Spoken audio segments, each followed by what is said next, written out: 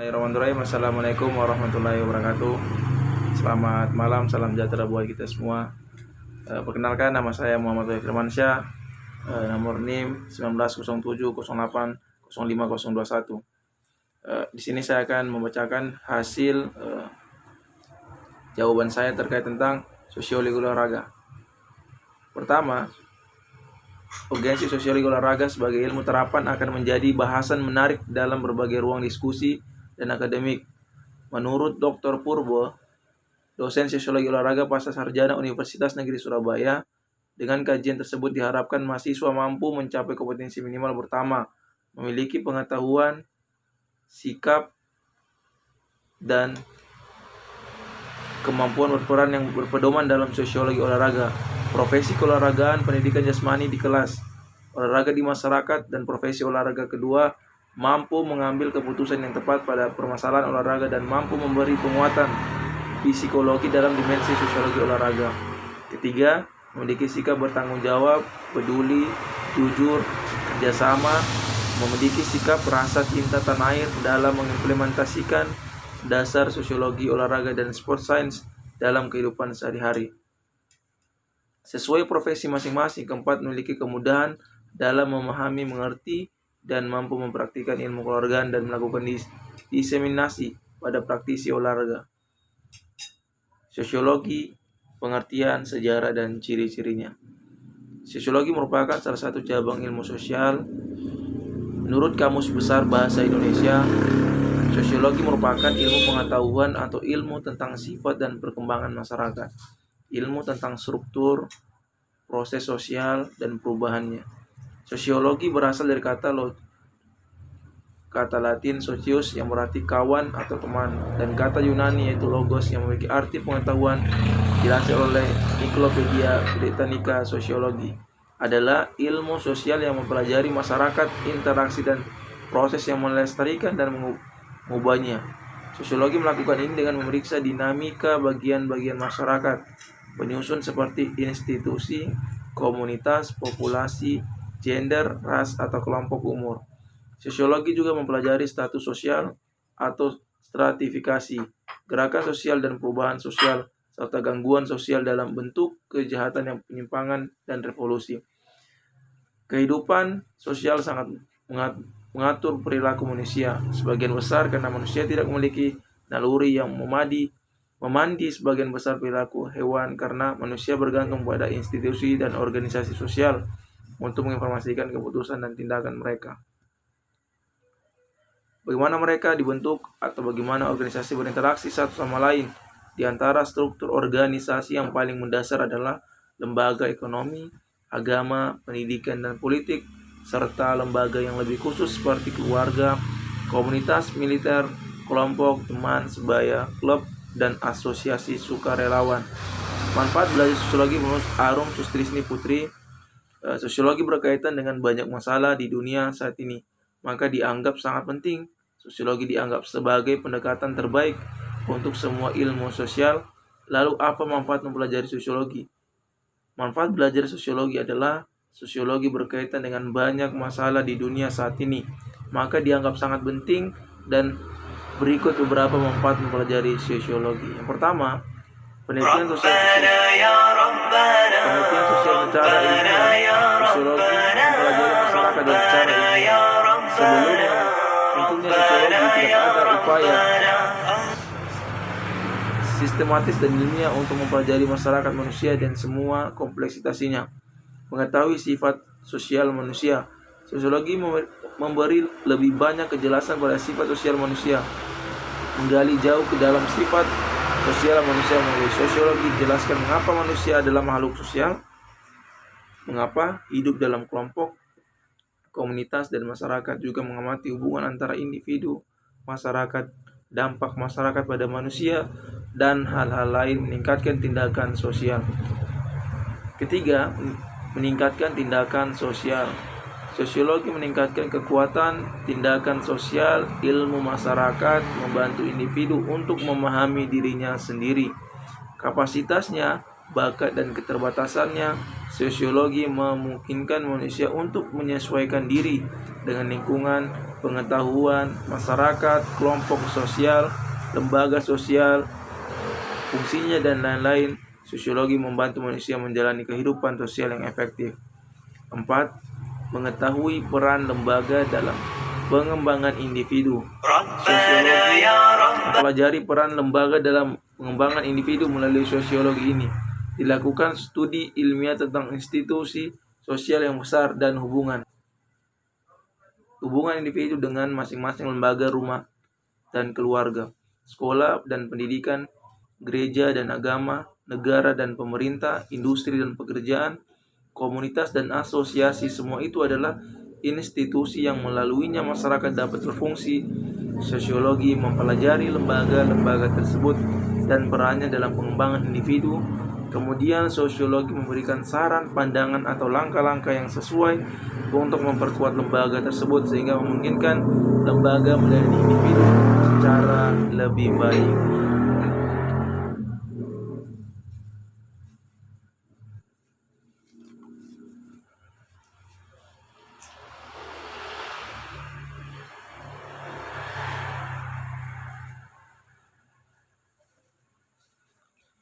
Mobilitas sosial bisa naik atau turun dan bisa antar generasi, terjadi antara generasi seperti ketika seorang anak naik di atas kelasnya atau orang tua mereka, atau intergenerasional terjadi atau generasi seperti ketika seorang berpindah kelas karena kesuksesan karir.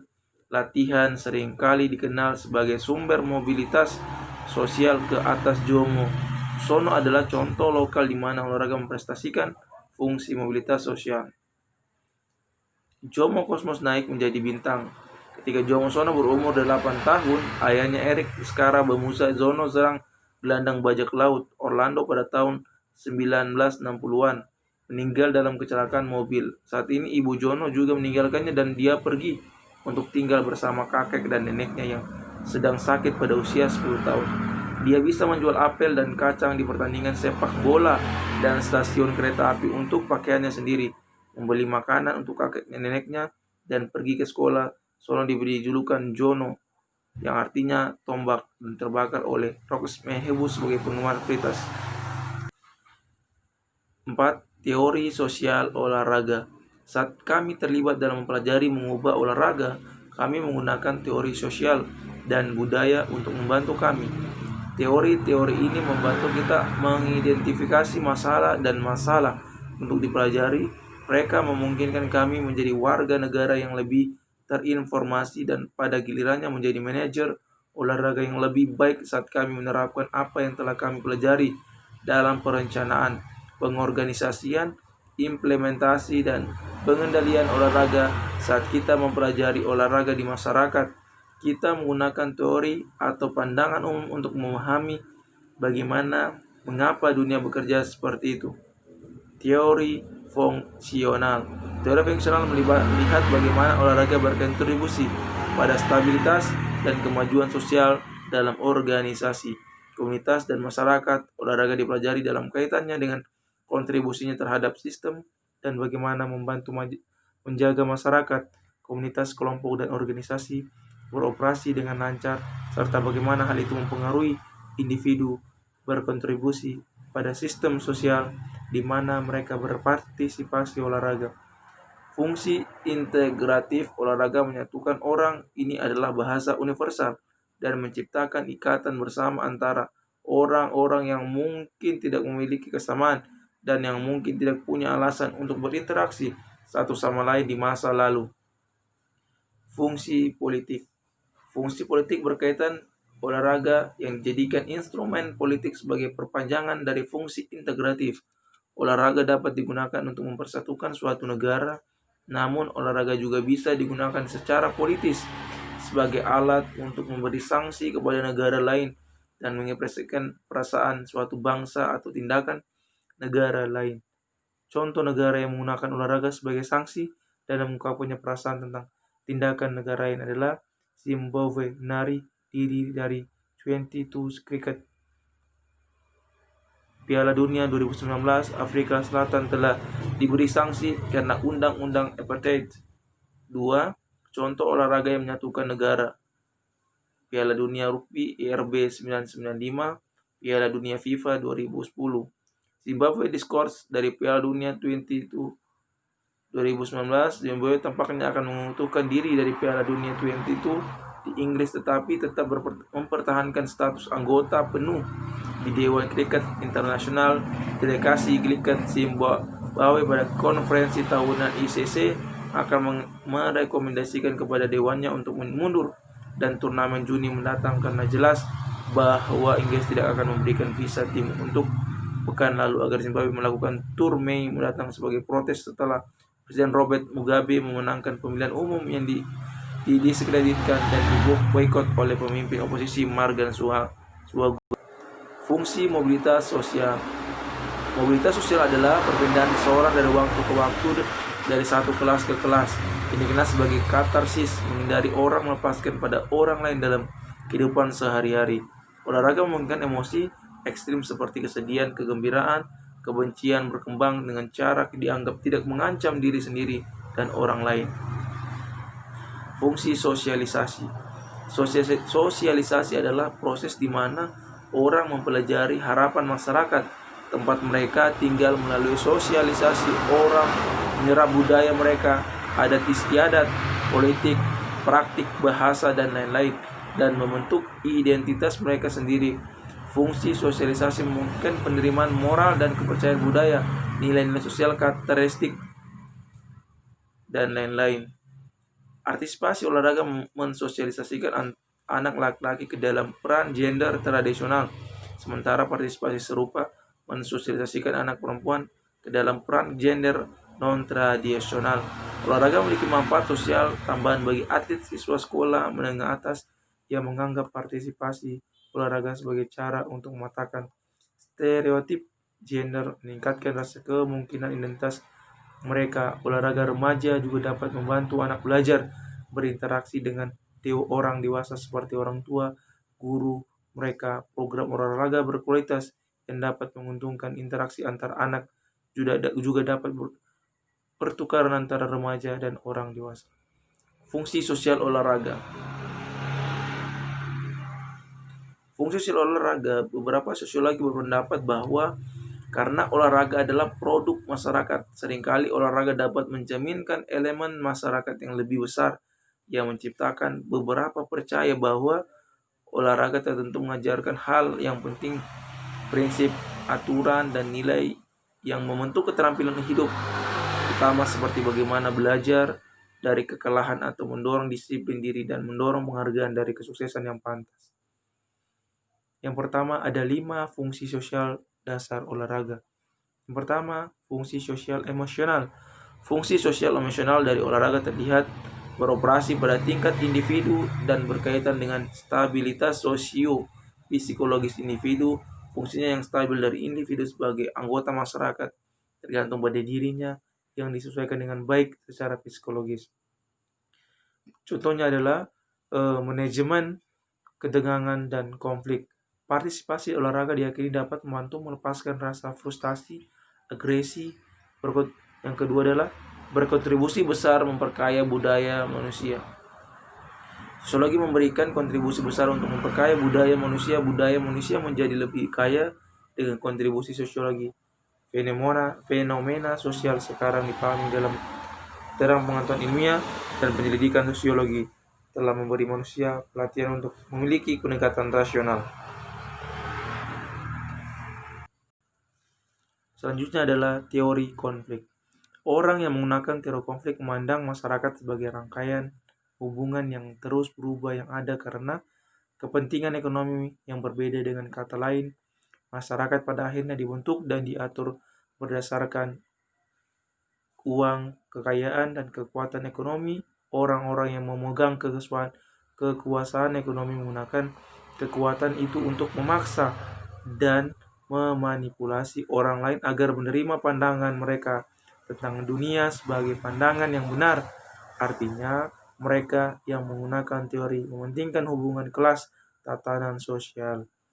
Itu adalah menggunakan teori konflik dalam kehidupan sehari-hari.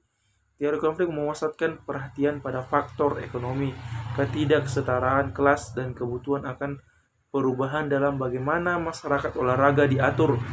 Hubungan antara orang dengan dan tanpa kekuatan ekonomi disorot atlet dan penonton tidak menyadari bagaimana mereka dimanipulasi dan ditindas untuk keuntungan dan keuntungan pribadi elit ekonomi.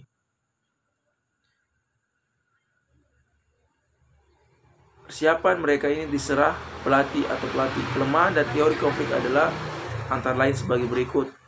Satu, ini mengasumsikan bahwa semua kehidupan sosial didorong dan dibentuk hanya oleh faktor ekonomi atau kebutuhan pasar.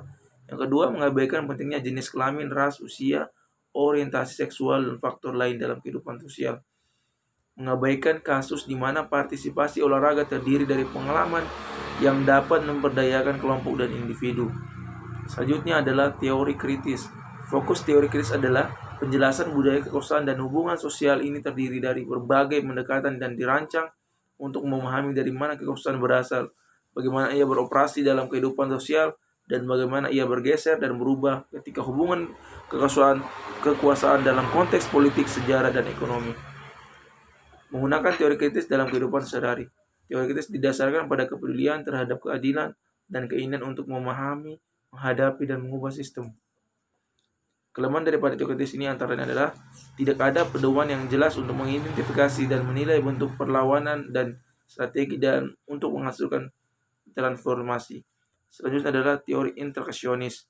Menurut teori interaksionis, masyarakat diciptakan melalui interaksi sosial, mempelajari olahraga melalui makna dan simbol yang dibuat orang melalui interaksi sosial yang menggunakan makna ini untuk membuat keputusan dalam kehidupan sehari-hari, juga mengatur keterlibatan mereka dalam olahraga. Ahli teori interaksionis tertarik untuk meneliti bagaimana individu mengalami olahraga dan bagaimana identitas diciptakan melalui proses sosial menjadi dan tidak pantas menjadi seorang atlet identitas kita. Menggunakan teori interaksi interaksionis dalam kehidupan sehari. Teori interaksionis memiliki dua kelemahan utama. Yang pertama adalah tidak menjelaskan bagaimana makna, identitas, dan interaksi dihubungkan dengan struktur sosial dan kondisi material dalam masyarakat. Dua, ini mengabaikan masalah kekuasaan dan hubungan kekuasaan dalam masyarakat dan bagaimana mereka berpengaruh olahraga, partisipasi olahraga, pengalaman olahraga. Selanjutnya adalah teori feminis. Teori feminis dialaskan pada asumsi bahwa pengetahuan tentang kehidupan sosial membutuhkan pemahaman tentang gender dan relasi gender. Teori ini tumbuh dari ketidakpuasan dan kekecewaan umum bahwa tradisi intelektual mendasarkan pengetahuan pada nilai-nilai. Menggunakan teori feminis dalam kehidupan sehari, menggunakan teori ini dalam kehidupan sehari terutama difokuskan pada kesadaran kita tentang bagaimana budaya menginformasikan praktik olahraga dan masalah terkait gender dalam olahraga. Kelemahan dari teori ini adalah yang pertama tidak beratkan pada keadilan sosial, kesetaraan peluang, dan ideologi yang ada yang merongrong keadilan terkait gender, seksualitas, kelas sosial, dan ras.